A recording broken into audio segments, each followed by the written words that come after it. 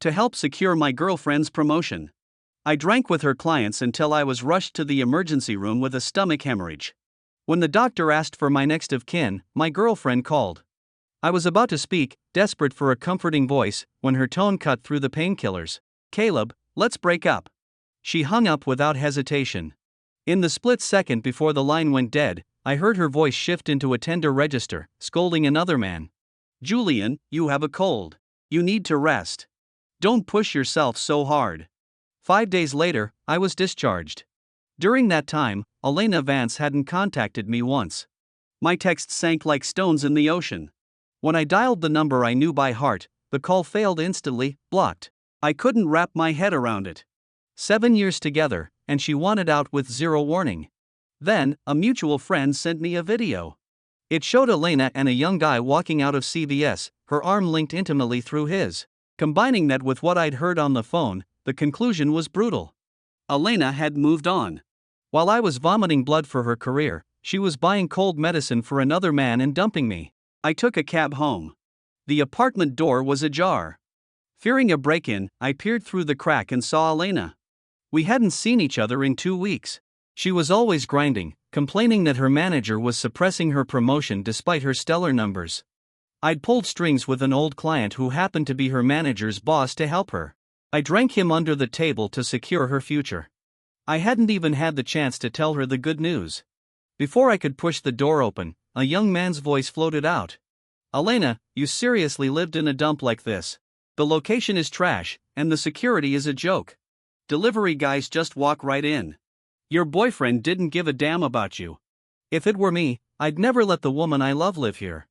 I recognized him from the video. Julian Reed. "Intern," she argued. "What are you talking about?" Julian, clearly not expecting the pushback, backpedaled. "Sorry, I just hate seeing you suffer." Elena laughed, the sound light and flirtatious. "What boyfriend? He's my ex now. Watch your phrasing. Rookie, are you aware you're the current boyfriend? Besides, I'm moving out." Her voice was cool, but laced with an intimacy she no longer showed me. I stood in the hall, lighting a cigarette with shaking hands, watching them trash my home and my dignity. "What are you doing?" I didn't close the door. "Just one kiss."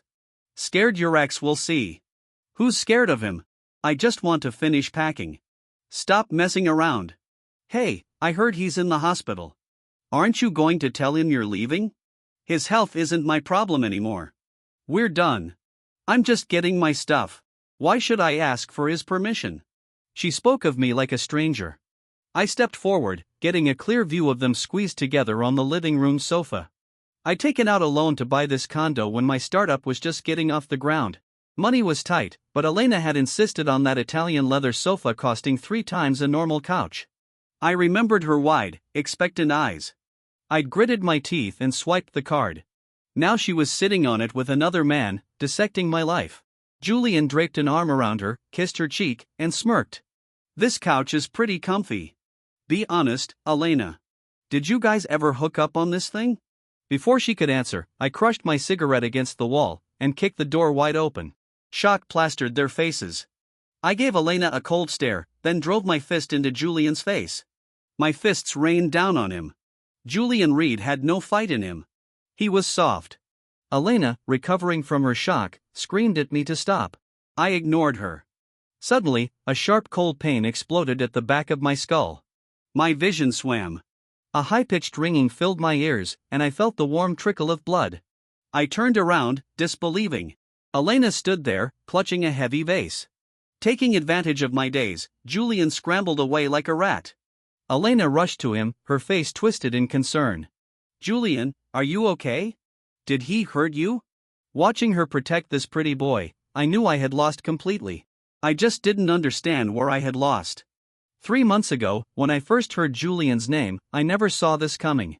Elena first mentioned him after we had sex, resting her head on my chest, complaining about the clumsy new intern.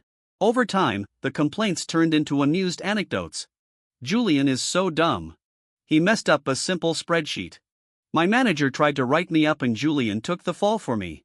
He's actually a decent guy. Turns out Julian is a trust fund kid. He drove a Porsche to work today. Ridiculous." Julian took me to Lou Bernardin for lunch. Impossible to get a reservation. At least the kid has a conscience. I had stayed silent, jealousy gnawing at me.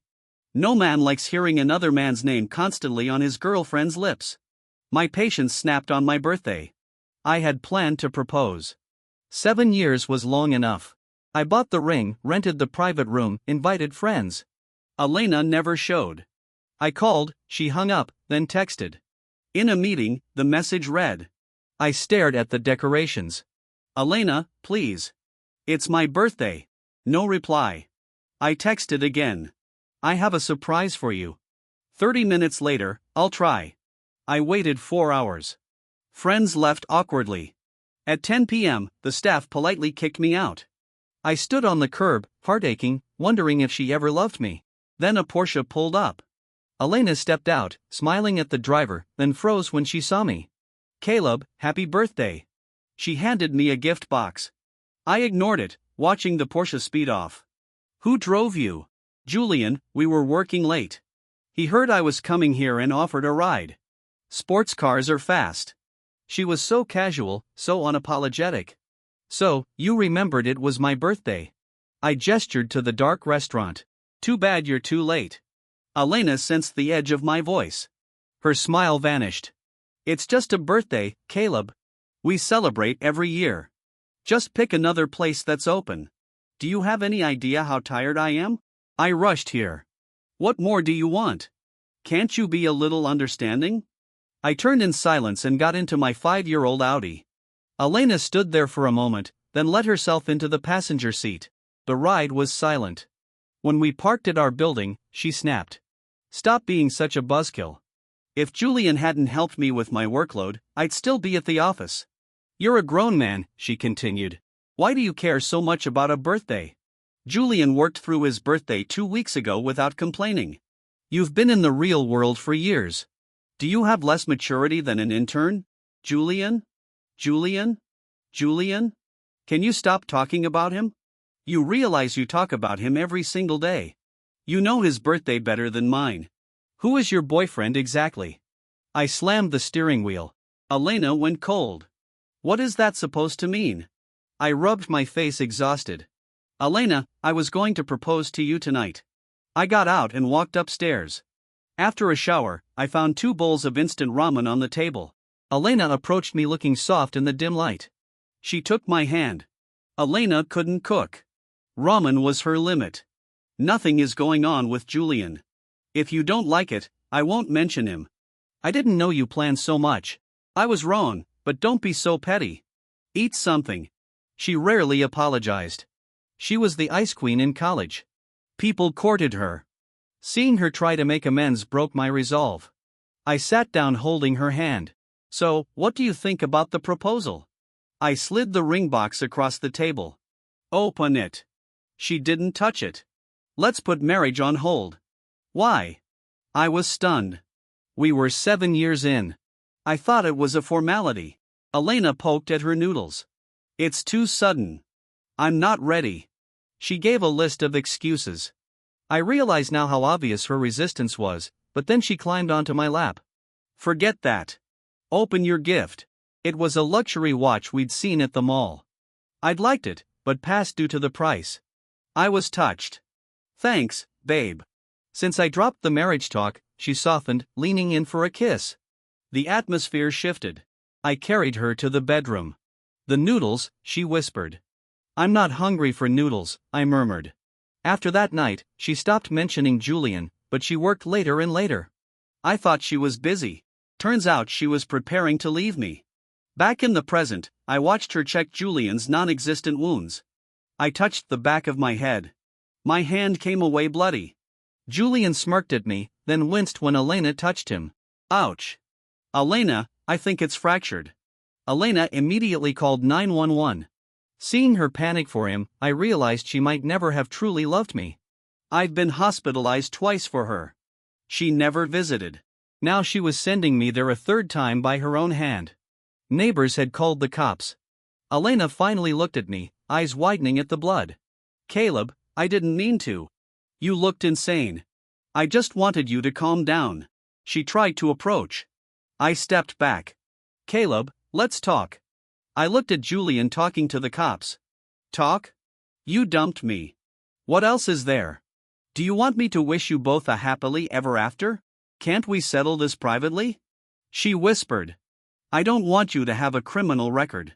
A threat. She didn't care about my record. She cared about the scandal affecting Julian's internship. Are you worried about me or Pretty Boy's career? I scoffed. 7 years, Elena. And you do this for a guy you've known for months. You have no heart. Her silence was my answer. Fine, no settlement. I'm pressing charges for assault. I hit him, sure, but you cracked my skull. The paramedics arrived. They rushed to me. Elena awkwardly tried to redirect them to Julian. I called the ambulance. My friend is hurt. The medic looked at Julian, then at my bleeding head. He has a bruise, miss. This guy has a potential concussion. Before I got in the ambulance, Julian walked up, touching his jaw. Caleb, Elena, and I are official. If you're smart, you'll stay away. I won't press charges for today. I looked at his face. He looked familiar, but the pain in my head blurred the memory. Keep the trash, I told Julian. No one's fighting you for it. Elena went pale. Julian stepped in front of her. Just you wait. The ambulance doors closed. 7 years of loyalty wasted. At the hospital, the diagnosis was a mild concussion. I was admitted for observation. I couldn't sleep. Every time I closed my eyes, I saw Elena. When my adoptive parents died, she was there for me. I thought that meant love. Maybe she just pitied me. Morning came. A young doctor in a white coat approached my bed. She reviewed my chart, glancing at me repeatedly. Are you Caleb Stone? I blinked, reading her badge. Dr. Maya Brooks, resident. I looked closely. It's you. Maya smiled, eyes bright. She was a student I had sponsored. I grew up in the foster system before being adopted. So when I started making money, I set up a scholarship fund. Maya was one of the recipients. We used to text occasionally with holiday and life updates. She was respectful and kind. Elena knew about her. Once I took a distress call from Maya and didn't reply to Elena's text immediately. Elena demanded I cut ties. I did, thinking it proved my commitment. You need to stay a week for observation, Maya said professionally. Where is Ms. Vance? Usually family stays for head injuries. We broke up. Maya looked shocked but didn't pry. She was always empathetic. I felt a pang of guilt for cutting her off years ago. After she left, I fell asleep. I woke up the next day to a visitor, Marcus Hill, my client and the big boss at Elena's company. He brought 2 pieces of news. 1, Elena was promoted. 2, she resigned immediately after along with Julian. Buddy, Marcus said looking at my bandages, you worked hard for nothing. I couldn't even fake a smile. Turns out this Julian kid is loaded. He was just slumming it at the company. Don't worry, Caleb. You dodged a bullet. Marcus tried to cheer me up. He turned on the TV. A business tycoon, Harrison Sterling, was giving an interview. Hey, you look just like this guy. Marcus joked. You sure you aren't a secret heir? I wish, I muttered. After Marcus left, my phone buzzed. It was the college alumni group chat. The class president, Chris, announced a reunion in a month. He tagged me and Elena. Bring your partners. Before I could ignore it, Elena replied, Caleb and I broke up. I will attend the reunion and I'm bringing a +1. The chat exploded. Trolls started mocking me. Failed the 7-year itch. Elena Vance is single finally. Hey, Caleb, don't be sad. I know a rich 50-year-old divorcee if you need a sugar mama. So who dumped who? Obviously Elena dumped him. Hey Caleb, you coming? You going to bring a date? Ha ha. Watching the chat scroll, anger spiked. My fingers flew across the screen. I'm coming and I'm bringing a date. Who says I don't have one? The chat went nuclear. I instantly regretted it. I didn't have a date. I didn't even talk to women. I tried to delete the message, but the timer had expired. I tossed the phone aside. A few minutes later, I needed to use the restroom. I tried to sit up, but the room spun. Just then, a knock. Elena walked in. She placed a bag of fruit on the table. You must be bored visiting me so soon after quitting. She looked tired. I heard you were hurt. You're the one who bashed my head in. And then I left it untreated. I came to return your keys and to see if you were okay. She sat down. I saw the group chat. Are you seriously going to pretend you have a girlfriend just to spite me? None of your business. Caleb, stop this. We can't be lovers, but can we be friends? Why make it so ugly? Friends? I laughed bitterly. You cheated on me, humiliated me, and cracked my skull. I don't want to be your friend. Go back to your rich boy and his Porsche. It's not about the money, she shouted. Then what is it? Why him? She looked away. I'm leaving. Take care of yourself. She paused at the door. So, who are you bringing to the reunion? You'll see. You're pathetic, Caleb. Making up a girlfriend. He's not making it up. A melodic voice interrupted. I'm going with him. We both turned. Dr. Maya Brooks stood there radiant even in her scrubs. She walked past Elena and checked my vitals. How's the dizziness, Caleb? Elena stared at her, face hardening. So, it's you, the charity case. Maya stiffened. Elena snickered. Wow. Caleb reconnecting with your little protege already. Or were you sleeping with her while we were together? No wonder you funded her. Elena, shut up. I snapped. Maya and I were never inappropriate. You know that. Elena scoffed and turned to leave. Wait, I said. Apologize to her. Elena frowned. Apologize for what?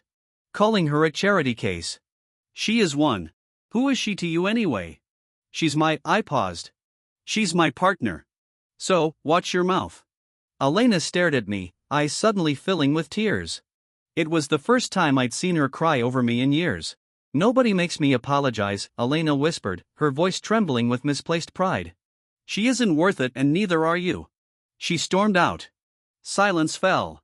Maya sighed. Sorry, Caleb. I overheard and I just jumped in. No, thank you, Maya. That was perfect. I didn't know it was this bad, she said softly. She hit you. Yeah, I told her everything. She listened, her eyes kind. Talking to her felt like putting down a heavy weight. Later, I needed to use the bathroom again. I can help, she said. No way. I blushed. Caleb, I'm a doctor. Anatomy is just anatomy. She handled the situation with clinical grace. Though I noticed the tips of her ears turned pink. As I recovered, I thought about the reunion. My bluff had become a promise. A few days before discharge, Julian Reed barged in my room with a lawyer. Here's a cease and desist. Julian sneered, tossing a paper at me. For the assault. Get out, I said calmly. Julian noticed the watch on the nightstand, the broken one from the fight. He laughed. Still keeping the gift I bought for Elena. You know I bought that, right? She gave it to you. That's hilarious. Recycling my charity. I picked up the watch. Open your eyes. This is the one I bought for myself. I threw it at him. It smashed into his face. He screamed like a banshee. You broke my nose. He charged at me. Suddenly, hospital security rushed in. Led by the older guard Maya chatted with every morning. They tackled Julian, ignoring me. You okay, Mr. Stone? The guard asked. Dr. Brooks sent us. Julian was dragged out, cursing. Maya rushed in minutes later, breathless. Are you okay? I'm fine, thanks to you. She handed me her phone to scan her QR code. Before I could, a nurse called her for an emergency.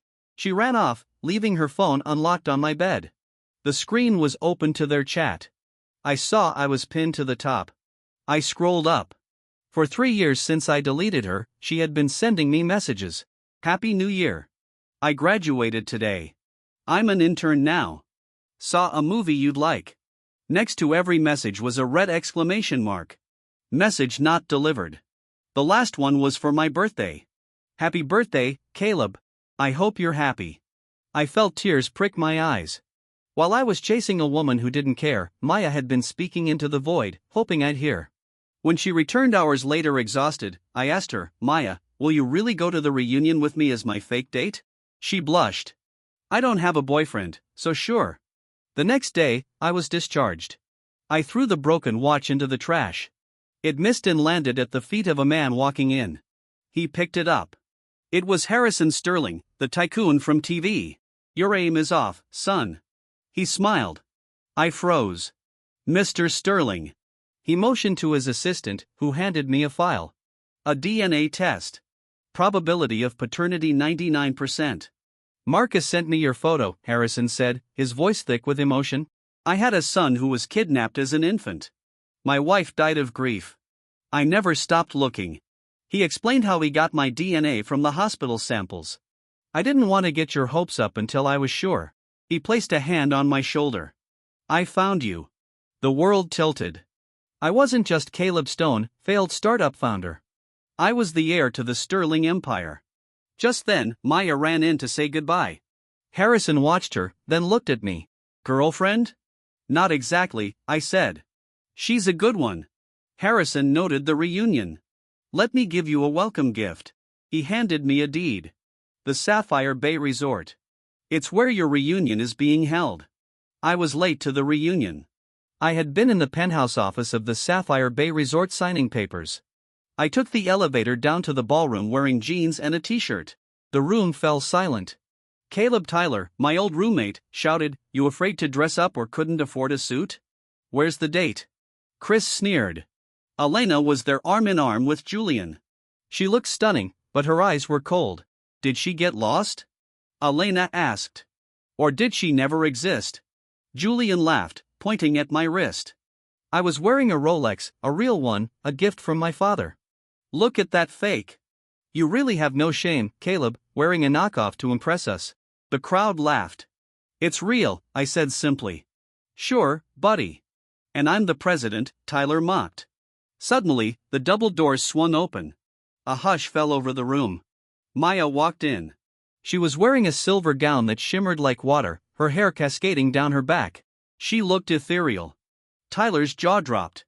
"Who is that? Is she a celebrity?" Maya scanned the room, ignored the gaping men, and walked straight to me. "Sorry I'm late, Caleb." She took my arm. The room exploded with whispers. "That's his date?" "No way." Julian scoffed. "Probably a hired escort. Caleb couldn't pull a girl like that." "I am Dr. Brooks," Maya said coolly, turning to Julian. "And I'm not hired. I'm his girlfriend." Julian turned red. To save face, he announced, "Well, since Caleb is clearly struggling, I'll pick up the tab for tonight. Drinks are on me." "Actually," I said, signaling Manager Davis. "That won't be necessary." Manager Davis stepped onto the stage. "Good evening. The bill has been taken care of. In fact, the entire resort stay is complimentary." Cheers erupted. "Mr. Reed is so generous," someone shouted. "No," Davis corrected. "This comes from the owner of the Sapphire Bay Resort, Mr. Caleb Stone." The silence was deafening. Julian turned purple. "This place belongs to Harrison Sterling. Mr. Stone is Mr. Sterling's son," Davis announced. Security moved in. "Mr. Reed, you are trespassing. Please leave." As Julian was dragged out screaming, I looked at Elena. She stood frozen, her face a mask of horror and realization. I walked out of the ballroom with Maya, needing air. We passed the restrooms. I heard voices. Elena's college friend, Jessica, spoke. "Did you see Julian? He looks exactly like Liam West in profile." No wonder Elena dated him. "Who's Liam West?" another girl asked. "The college golden boy. Elena's obsession. She only dated Caleb because she thought Liam saved her from the frozen lake that winter. But Liam took credit for it. When Liam dumped her, she dated Caleb out of spite." I stopped dead. The frozen lake. 7 years ago, I had jumped into freezing water to pull Elena out. I nearly died of pneumonia. I never bragged about it. I thought she knew. She thought it was Liam. And Julian? Julian was just a Liam lookalike. She never loved me. I was a placeholder for a ghost. I felt sick. Maya squeezed my hand. "Caleb?" "I'm okay," I choked out. "Just clarity." I looked at Maya. "Maya, be my girlfriend for real." She blinked. "I thought we were pretending." "No, I mean it." She smiled, tears in her eyes. "Okay. Just then, Elena ran into the hallway. Caleb, is it true? Was it you who saved me from the lake? Her eyes were wild. Does it matter? I asked coldly. Yes. I thought it was Liam. If I had known. If you had known, you wouldn't have treated me like garbage for 7 years. I stepped closer. You didn't love me, Elena. You loved a memory. And you replaced me with a cheap copy. No, really, I miss you. Please, Caleb. I have a girlfriend, I said, lifting Maya's hand. And unlike you, she loved me when I was nobody. I turned my back on her and then I collapsed sobbing. 3 days later, Tyler texted me. Bro, Elena and Julian broke up. You were right. Let's grab a beer. I blocked him. I didn't care. A year later, on my birthday, I proposed to Maya. She said yes. The next morning, we went to City Hall. When we returned to my apartment building, Elena was standing there. She looked gaunt. She had been waiting for hours. Caleb, I heard you proposed. Yes. I regret everything. She sobbed. I know now that you were the one. Can we start over? No. I pulled out the marriage license. I'm a married man, Elena. Go away. She stared at the paper, her face crumbling. I walked past her without looking back. She stood there for hours, just like I had waited for her at the restaurant. I never saw her again. Rumor has it she moved abroad. That winter, the first snow fell. I stood on the balcony of our new home with Maya. Snowflakes caught in her hair. She looked up at me, smiling. What are you smiling at? I asked. Just thinking, she said, catching a snowflake. We made it to the first snow. Does this count as growing old together? I put my arm around her, pulling her close against the cold. Yeah, I said, it counts. Story complete.